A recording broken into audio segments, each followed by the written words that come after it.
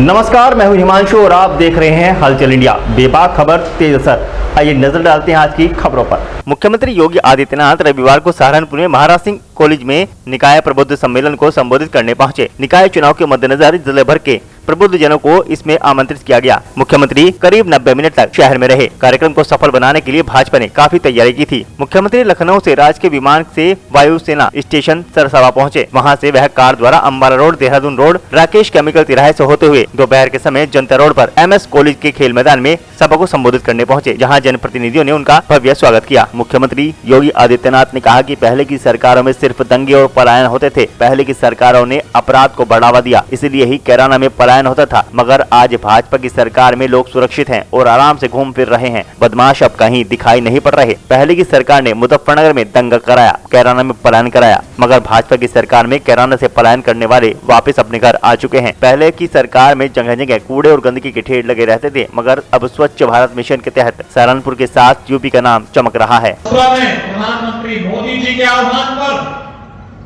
उत्तर प्रदेश में भारतीय जनता पार्टी की सरकार का चयन किया।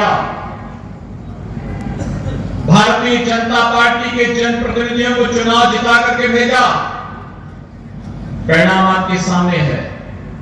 जिस प्रदेश से पलायन होता था, जहां गुंडागर्दी चरम पर थी, हर दूसरे दिन 3 बड़े-बड़े दंगे होते थे, आज उत्तर प्रदेश दंगों से मुक्त हो चुका है।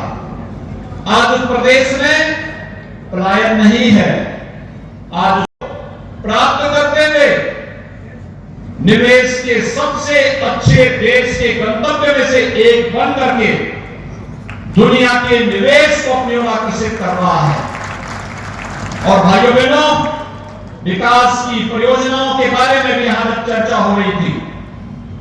मैं यहां देख रहा था कि यहां पर आज तो हम लोगों ने केवल कुछ योजनाओं का शिलान्यास यहां पर किया, लेकिन आप इस बारे में जानते हैं कि चुनाव के ठीक पहले हम लोग जब यहां आए थे, विधानसभा चुनाव के पहले मां शाकुंभरी के नाम पर यहां पर विश्वविद्यालय का शिलान्यास का कार्यक्रम भी किया और विश्वविद्यालय यहां पर प्रारंभ भी हो चुका है। उसका भवन, भव्य भवन बन रहा है।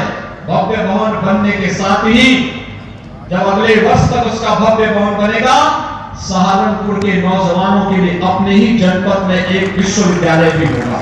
उनका सिलेक्शन हुआ था और वे सरकारी नौकरी प्राप्त पा रही है।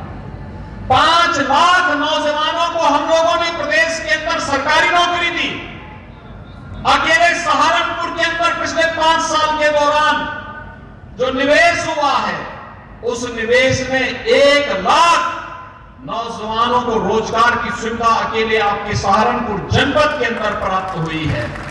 और 1 डिस्ट्रिक्ट 1 प्रोडक्ट के माध्यम से वुड कार्विंग के कार्य को प्रोत्साहित करते हुए यहां पर उनकी जो प्रोडक्ट है, उस प्रोडक्ट को भी हम लोगों ने मार्केट दिया है, डिजाइनिंग के साथ जोड़ा है, उसकी ब्रांडिंग की है, वैश्विक मंच पर उनकी पहुंच को आसान बनाया है।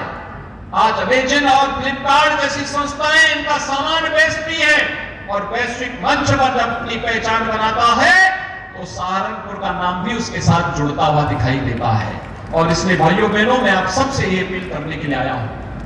एक माहौल बना है, इसलिए क्योंकि प्रदेश में तो डबल इंजन की सरकार काम कर ही रही है, लेकिन साथ साथ जब नगर निकाय और पंचायती राज में भी उसी विचारधारा के लोग आते हैं, चुनकर के आते हैं, तो विकास की स्पीड ट्रिपल गति से आगे बढ़ती है। डबल नहीं, फिर ट्रिपल गति से आगे बढ़ती हुई दिखाई देती है। और 3 गुना रफ्तार से जब कोई चीज आगे बढ़ती है, कल्पना कर लीजिए कि जनता को कितनी सुविधाएं उसके माध्यम से प्राप्त होती है।